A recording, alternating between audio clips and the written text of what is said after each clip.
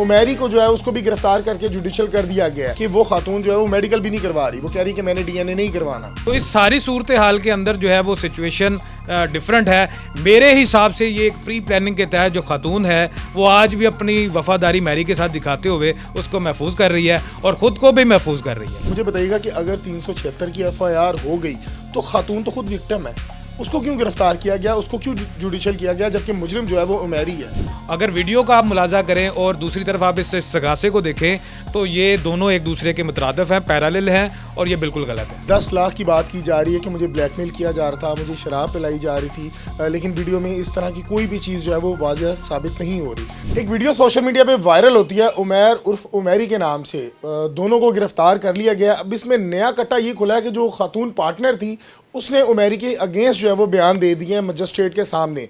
अब क्या रुख नया अख्तियार करने जा रहा है, ये तमाम मामला क्या किस तरफ जा रहे हैं। दूसरी अब तक की इतलात के मुताबिक उमैरी को जो है उसको भी गिरफ्तार करके जुडिशल कर दिया गया है। मैं आपको यहाँ बताता चलूँ कि जो 376 की पेनल कोड इसमें ऐड की गई है उसको अगर बात की जाए तो बड़ा डिस्कस किया जा रहा है कि वो बहुत ही कमज़ोर है क्योंकि वो जनाबिल जबर है। इनके आला अफसर है आफ्ताब फुलरमान, उन्होंने देख कर कहा था कि बज़ाहिर देखने को यूँ लग रहा है कि ये जनाबिल रज़ा है, तो CCD जो है वो इस केस को नहीं देखता। लेकिन अफसोस है उन अफसरान पे जिन्होंने ये मुकदमा दर्ज किया और 376 यानी कि जनाबिल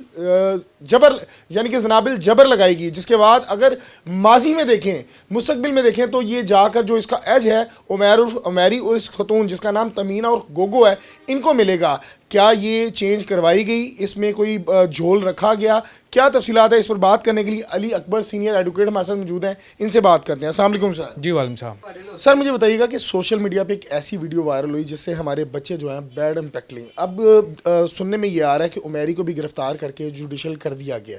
सर एक पिनल कोड इन पे लगाई जाती है 376 जिसका मकसद है जनाबिल जबर, लेकिन इनके ही अफसरान का एक इंटरव्यू वायरल होता है जिसमें वो कहते हैं कि बज़ाहिर देखने को ये जनाबिल रज़ा लग रहा है। तो क्या समझते हैं ये झोल रखवाई गई, इसका एज किसको मिलेगा? जिस तरह खतून ने बयान दे दिया कि मेरे साथ जो है वो ज़रा किया गया, यानी कि ज़बरदस्ती की गई है, मुझे ज़बरदस्ती शराब पिलाई गई है। क्या समझते हैं इस केस को, किस तरह देख रहे हैं आप? जी बिल्कुल, मैं जो SSP फुलरमान साहब हैं उनकी बात से बिल्कुल इत्तेफाक करूंगा। और अगर आप वीडियो को देखें और वीडियो के जो जितने भी शॉट्स हैं उसके अंदर जो है वो चीज़ें बड़ी क्लियर हैं कि ये जनाबिल रज़ा है, ना कि जनाबिल जबर है।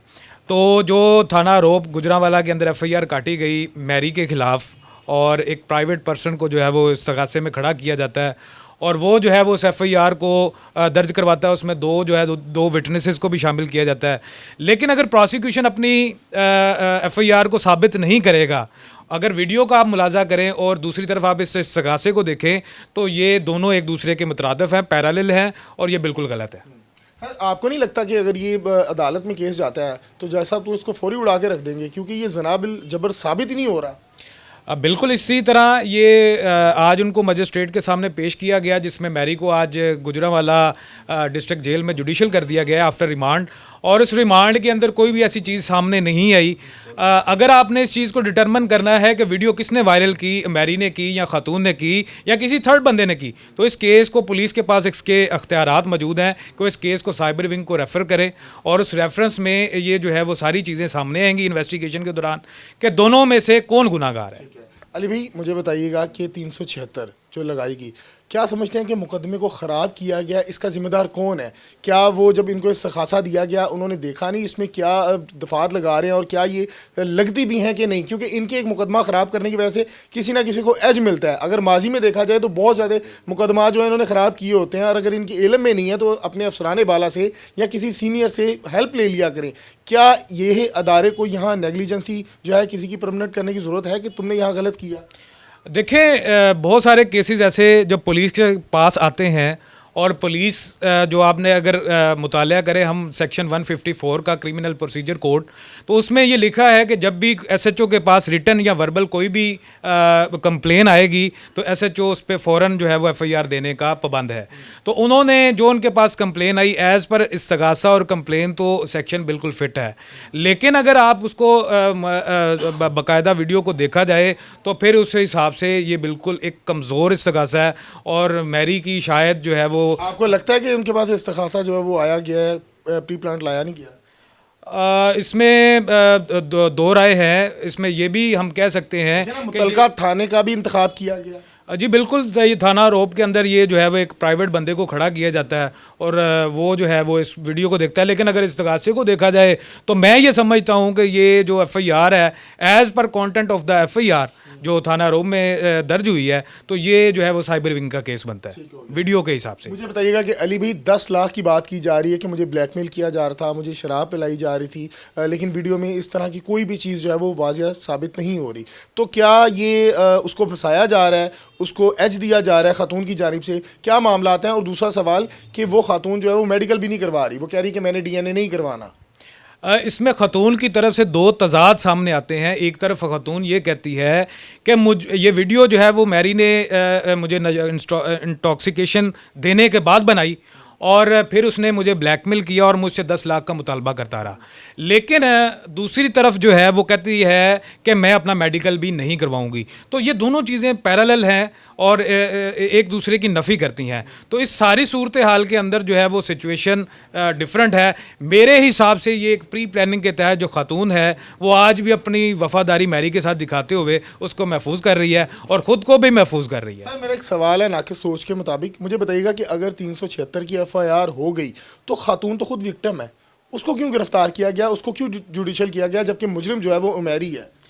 जी बिल्कुल, इसमें खातून को ना तो गिरफ्तार किया गया है ना जुडिशल किया गया है। मजिस्ट्रेट के सामने पेश जी बिल्कुल, उसने मजिस्ट्रेट के सामने अपने 164 की स्टेटमेंट रिकॉर्ड करवाई है सीआरपीसी के तहत और उसमें उसने जो है वो ये एलिगेशन मैरी पर लगाया है कि आपने जो इस शख्स ने जो है वो ये ज़बरदस्ती मेरे साथ जो है वो किया है। ठीक है अली भाई, कानूनदान है, आप कानून को समझते हैं, एफआईआर की तमाम जो चाल ढाल है, ऊंच नीच है, आप बेहतर उसको जानते हैं। सर मुझे बताइएगा कि केस को देखकर क्या आपको मुस्तकबिल लग रहा है उमैर उमैरी का और तहमीना गोगो का?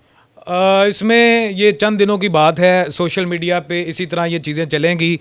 जिस तरह की एफआईआर है और इस्तगासा है और जिस तरह की वो कमज़ोर प्रोसिक्यूशन है, बहुत से मुल्ज़मान इसी वजह से जो है वो छूट जाते हैं क्योंकि इस्तगासा कमज़ोर होता है और इसको साबित कोर्ट में नहीं किया जा सकता।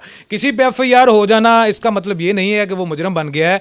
मुलजिम से मुजरम का सफ़र एक बड़ा लंबा सफ़र होता है जिसको कंप्लीट होने में एक टाइम लगता है। उसमें जो है वह बाकायदा क्रिमिनल प्रोसीजर कोड के तहत ट्रायल चलता है और फिर मामला जो है वो आगे चलते हैं। तो इसमें बिल्कुल सज़ा होने के बिल्कुल भी चांसेस नहीं है। बिल्कुल जी, अब देखना बाकी ये है कि उमैर उर्फ उमैरी छूटता है कि नहीं, क्योंकि अभी तक की इतलात के मुताबिक जो है वो जिस तरह के उसके ऊपर मुकदमा दर्ज किया गया है तो उसका जो है वो रिलीज़ होना जो है वो मुमकिन है कि वो जल्द रिलीज़ हो जाए। नाज़रीन, यहाँ तहमीना ऑफ गोगो पे मिसाल फिट आती है कि घर का धोबी का कुत्ता, ना घर का ना घाट का। शोहर ने भी निकाल दिया, वालदैन ने उसको तस्लीम करने से इनकार कर दिया। अब देखना ये है कि तहमीना उर्फ गोगो जो इस टाइम 99% जो है वो पाकिस्तान नहीं बल्कि दूसरे ममालिक के भी मोबाइल्स में मौजूद है, अब उसका मुस्तकबिल क्या होगा, क्या उमैरी उसके साथ निकाह करेगा या नहीं? कमेंट सेक्शन आपके पास है, अपनी राय से ज़रूर कहा कीजिएगा। मुझे दीजिएगा इजाज़त, अल्लाह निगहबान।